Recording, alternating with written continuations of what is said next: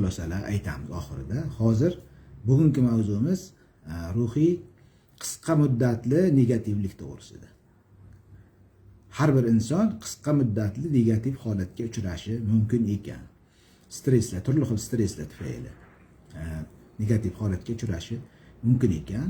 Endi uni ko'rib bu stress tufayli kelib chiqqanligini ham bilmaysiz yoki bo'lmasa shu odam negativ nevrotikligini ham bilmaysiz uni. Shuning uchun har bir odam o'zini ruhiyatini diagnostika qila olishi kerak. O'zini holatiga baho berishni o'rganish kerak. Inson ichki a'zolarini bilib olish kerak. Masalan, deylik, jigar qayerda joylashgan, yurak qayerda joylashgan, buyrak qayerda joylashgan, qaysi a'zoda og'rig'i bo'lsa nima to'g'risida gapiradi, buni bilib olish kerak. Inson o'z tanasi to'g'risida tasavvurga ega bo'lish kerak. Jumladan inson o'z ruhiyatini ham bilib olish kerak. Masalan, ruhiy sferalarni, deylik, sezgi, idrok sferasi,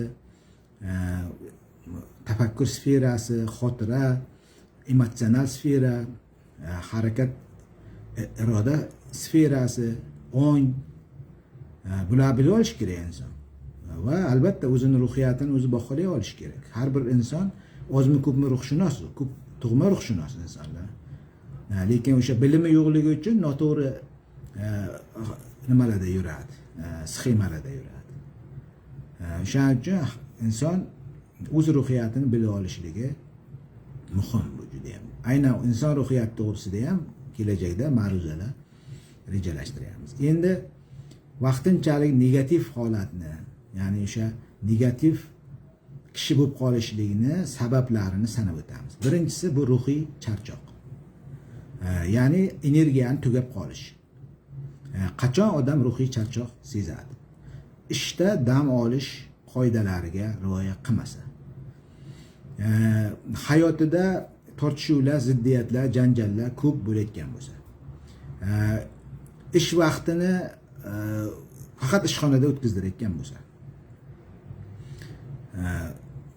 bu albatta charchashga olib keladi. Ruhiy energiyani ko'proq safarbar qilishga, ko'proq sarflab qo'yishga olib keladi va oxir oqibat uni tiklab ola olmasligiga, tiklab ulgura olmasligiga olib keladi. Siz ko'proq ruhiy energiya sarflaysiz va uni tiklab ulgura olmaysiz. Sizga o'sha uyqungiz qisqaroq bo'lib qoladi va dam olmaysiz va energiyangizni tiklab ola olmaysiz. Bu surunkali davom etgandan keyin o'z-o'zidan ruhiy charchoq beradi. Bu insonni negativ kishi bo'lib qolishiga olib keladi. Ikkinchisi nazoratni yo'qolish. Deylik, siz rahbarsiz. Qo'l ostidagi ishchilaringiz ustidan nazoratni yo'qotib qo'yapsiz. Bu keskin surunkali davom etyapti. Ishchilaringizning ichida soxta lider bor, ishchilaringizning ichida negativ kishilar bor va muhitni muvozanatni buzyapti, siz nazoratni yo'qotib qo'yapsiz. Yoki oilangizda bolalaringiz bilan bo'layotgan munosabatlarda muvozanatni yo'qotib qo'yapsiz. Mo'ljalni ola olmayapsiz. Va bu albatta stress, albatta charchoq keltirib chiqaradi. Ichki muvozanatni buzilishiga olib keladi, ruhiy charchoq olib keladi bu ham sekin-sekinlik bilan va shu negativ kishi bo'lib qolishingizga sababchi bo'ladi. Endi xafagarchiliklar, endi hayotda baribir bo'ladi-yu, har doim bir xil kechmaydi hayot. Hayot nima deydi? Ziddiyatlardan, tortishuvlardan, kurashlardan iborat. Shuning uchun kimdir ham surunkali ravishda sizni ko'nglingizni og'ritishi mumkin. Ba'zida bolalaringiz ko'nglingizni og'ritadi, ba'zida deylik ota-onangizdan tanqid eshitasiz, ba'zida ishxonada rahbaringiz sizni hadeb tanqid qilaveradi, urishaveradi yo sizdan kamchilik ayb izlayveradi misol uchun. Va bular o'z-o'zidan xafagarchilikga ham yig'ilib sekin negativ odam bo'lib qolishingizga olib kelar ekan. Endi zerikish va bir xillik, stereotipiya deyiladi o'zchasida. Stereotipiya, ya'ni bir xil ruhiy holatda bo'lishingiz. Deylik, ishxona uy. Ishxonada ham bir xil ish. Albatta bu zerikishga olib keladi. Yo uy bekasi, doimiy bir xil surunkali ish, bir xil ish. Zerikishga olib keladi. Zerikish nimaga olib keladi? Zerikish barcha kasalliklarning onasi. U ruhiy kasallik ham, jismoniy, somatik, psixosomatik kasalliklar ham aynan zerikish bilan bog'liq bo'ladi. Zerikkandan keyin immun tizim pasayadi, kasallikka organizm kurashmay qo'yadi, ishtahalar yo'qoladi va oxir oqibat bu ham o'sha insonni negativ, nevrotik bo'lib qolishiga olib kelar ekan. Demak, uchinchisi ichki ziddiyatlar. har bir inson, men shunday o'ylayman, o'zi bilan o'zi dialog qiladi. Xato ish qilsa, o'ziga o'zi aytadi, xato bo'ldi, noto'g'ri bo'ldi. To'g'ri ish qilsa, o'ziga o'zi maqtaydi. To'g'ri ish qilding va bu adolatli ish bo'ldi va xursand bo'lsa bo'ladi deb o'zini o'zi inson tahlil qiladi. Siz tahlil qilmaganingizda ham ongli ravishda tahlil qilmadingiz. Masalan, o'tirib turib o'zingizni ishingizni tahlilini qilmadingiz. Bugun nima ish qildim? Nechta yaxshilik qildim? Nechta nariga zarar keltirdim? Nechta foyda keltirdim deb o'zingizga hisobot bermaydigan bo'lsangiz ham miya har kuni informatsiyani tahlil qiladi. Sizga bog'liq bo'lmagan holatda tahlil qiladi. Miyangizni o'zi ong osti bilan ong strukturalari o'sha energiya nimani joyiga qo'yadi, informatsiyalarni. Joy-joyiga joylashtiradi. Qaysi to'g'ri, qaysi noto'g'ri va vijdon ishtirok etadi. O'shani tahlil qilib turishga vijdoningiz ishtirok etib turadi. Endi siz vijdoningiz qabul qilmaydigan ishlarni qilyapsiz oxirgi paytlarda. Deylik, misol, o'zingizning vijdoningizga to'g'ri kelmaydigan ishlar qilishga majbur bo'lyapsiz. Yolg'on gapiryapsiz, ikkiyuzlamachilik qilyapsiz, misol uchun, yoki bo'lmasa haligi o'sha vaziyatdan chiqib ketish uchun turli xil haligi o'zingizning vijdoningiz qabul qilmaydigan ishlarga qarab boryapsiz. Va bu sekin-sekinlik bilan ichki ziddiyat tufayli sizni ruhiyatingizni charchatadi. Va oxir oqibatda siz negativ insonga aylanib qolasiz. Shuning uchun o'sha odam o'zini o'zi tahlil qilgan payti albatta xatolarni to'g'rilashlikni qasd qilish kerak. Va shunaqa yolg'onchilik kabi, nosamimiylik kabi, o'sha uyatsizlik, sinizm deyiladi, uyatsizlik kabi va erkinlikka to'siq bo'ladigan tobiylik, masalan, zararli odatlarga o'rganib qolish kabi, yoki bo'lmasa nimagadir tobiy bo'lib qolish, quliga aylanib qolish. Masalan, kimdir ovqatni quliga aylanib qolgan, ovqat ko'p yeydi haddan ziyod, me'yordan oshiq yeb yuboradi, ovqatsiz tasavvur qila olmaydi, bo'ri ishtaha bilan yeydi, me'yordan oshib ketadi. Bu ovqatni o'sha quliga aylanib qolganligi. Kimdir tamakini quliga, kimdir nosni, kimdir alkogol mahsulotlarini quliga aylanib qolgan. Bu tobiylik ham albatta u siz bilib turasiz xatoligini ichingizdan. Noto'g'ri ish qilyapman deysiz. Tamakini zararini ustida yozib qo'yibdi uni. Kasallikni chiqarib ham qo'yibdi ko'plari, qanaqa kasallik keltirib chiqarishlik. Va albatta bu narsa sekin-sekinlik bilan sizni ruhiyatingizni charchatadi va oxir oqibat negativ shaxsga aylana boshlaysiz. Va oxirgisi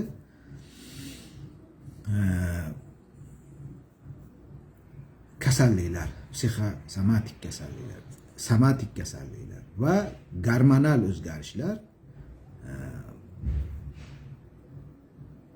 negativ kishiga aylanib qolishiga olib keladi, to kasallik tuzalguncha. Kasallik tuzalganda yana negativ holatdan chiqib ketadi. Biz doim aytdik, bu vaqtincha holatlar. Deylik, ruhiy charchoq holatiga tushgan odam, energiyasi tugagan odam dam olish, oddiy dam olish bilan, madaniy hordiq chiqarish bilan yana negativligi ketib, yana pozitivlik paydo bo'lib, yana o'sha ishini davom ettirib, o'z ishida davom ettirishi mumkin.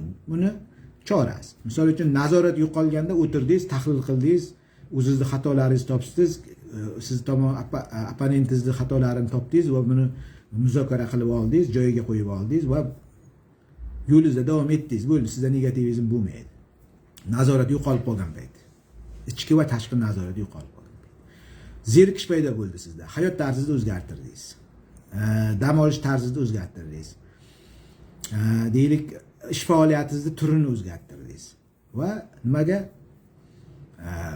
Sizda ketadi negativizm. Zerikishning davosi bu nima edi?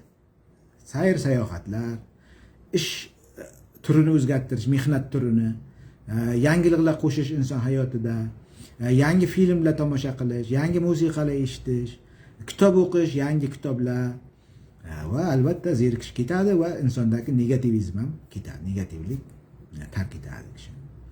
Endi bular hammasi ruhiy jarohat, stress keltirib chiqarayotgan narsalardan uzoqroq bo'lish to'g'risida gapiradi. Ruhiy jarohat keltirib chiqaradigan har bir omillar, stress keltirib chiqaradigan har bir omillardan qanday chiqib ketish to'g'risida uni alohida mavzumiz bor. Ular to'g'risida gapiramiz, gaplashamiz.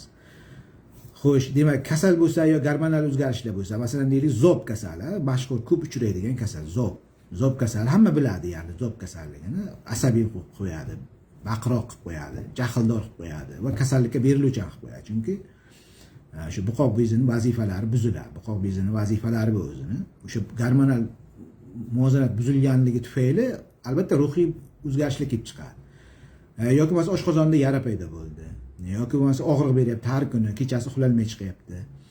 Yoki bo'lmasa oyog'i og'riyapti, beli og'riyapti, osteoxondroz bo'lib qolgan. Yoki bo'lmasa bosh og'riqqa duchor bo'lgan, yo uyqusizlikka duchor bo'lgan. Bular hammasi ruhiy muvozanatni buzadi va albatta kishini negativ qilib qo'yadi. Hayotga bo'lgan ishtiyoqini pasaytiradi, kayfiyatini tushiradi, g'amgin holatga tushadi inson va tanqidchiga aylanib qoladi, energiya so'radi, faqat hali ming'irlab o'zini dardini aytaveradi, ming'irlab o'zini. Odamlar manipulyatsiya qiladi, ba'zilari kasalligini bo'rttirib ko'rsatadi hattoki. Simulyatsiya deyiladi. Shu holatga tushib qoladi. Tuzalgandan keyin, kasalligini tuzatib olgandan keyin negativ holatdan demak chiqib ketadi. Endi qisqacha shular, tadbirini ham mana aytdik. Lekin bu uzoq va surunkali davom etsa, stresslar albatta yo nevrozga olib keladi, yo ichki kasalliklarga olib keladi, psixosomatik kasalliklarga olib keladi. Nevrozga olib kelsa ham davolanish kerak. Psixosomatik kasalliklarga olib kelsa ham, masalan, oshqozon ichak yara kasalligi, gipertoniya kasalligi, yurak ishemik kasalligi, qandli diabet kasalligi, zaharli buqoq kasalligi, nospesifik yarali kalit degan kasalliklar, bular o'sha yetuklikka kiradi, chekkaga, aniq ruhiyatga bog'liq kasalliklar. Nima qilamiz? Masalan, oshqozoni yara bo'lgan odamga o'ta mehribonlik ko'rsatamiz. Shundaymi? Voy, achchiq yema, sho'r yema, parhez qil, mana senga ovqat, bozorliq, ko'rgan boramiz. Sog'lig'ing tezroq tiklab ol, yara teshilib ketadi, yomon yaraga aylanib ketadi. Shuning uchun sog'lig'ingga e'tibor berishing kerak deymiz. Lekin nevrozga uchragan odamgachi shunday mehribonlik qilinadi.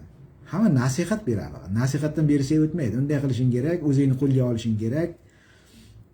Haligi noto'g'ri qilyapsan, qilgan ishlaring xato, bunday qilsang bunday bo'ladi, bunday nasihatdan u yog'iga o'tolmaymiz. Mehribonlik qilinmaydi. Nasihatchi ko'payib ketadi, ruhshunos ko'payib ketadi. Ishoning, nevroz bo'lgan negativ odamning atrofida kamida 2-3 ta ruhshunoslar bo'ladi. Samozvanец, o'zini ruhshunos ato olgan, qo'shnisi, Damas'ni shofiri, taksist, mahallada yana kimdir ham, qarindoshlarning ichidan kimdir har kun telefon qilib turib ruhshunoslik qiladi. Nasihatdan yoqqa o'tolmaydi. Bu nasihat to'g'ri, nasihat qilish kerak, men nasihat qilmaslik kerak demayman. Davolash kerak, davolanish kerak. Nevroz ham xuddi oshqozon yara kasalligi qanday davolanilsa, nevroz ham xuddi shunday davolanish kerak. Unga ham mehribonlik ko'rsatish kerak. U ham bemor bo'lgan payt borib ko'rish kerak, uni ahvoldan xabar olish kerak. Tuzalasan, yaxshi bo'lasan deb ishontirish kerak. Bizda nima deyiladi? Shunaqa nima chiqarib, endi to'g'ri, ko'plar surunkali o'tib ketadi nevroz. Nevroz tuzalmaydi baribir ham deb haliga yorilib qo'yaveradi. Bu tuzalmaydigan kasalliklar sirasiga kirgizdirib olgan nevroz.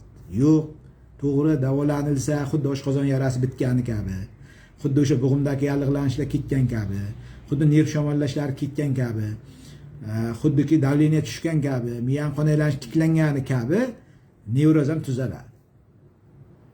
Faqatgina to'g'ri yondashuv kerak, to'g'ri munosabat kerak va to'g'ri standart bo'yicha, xalqaro protokol bo'yicha davolash kerak bo'ldi. Shuni tavsiya qilamiz. Xo'sh, e'tiborlaringiz uchun rahmat. Hozir biza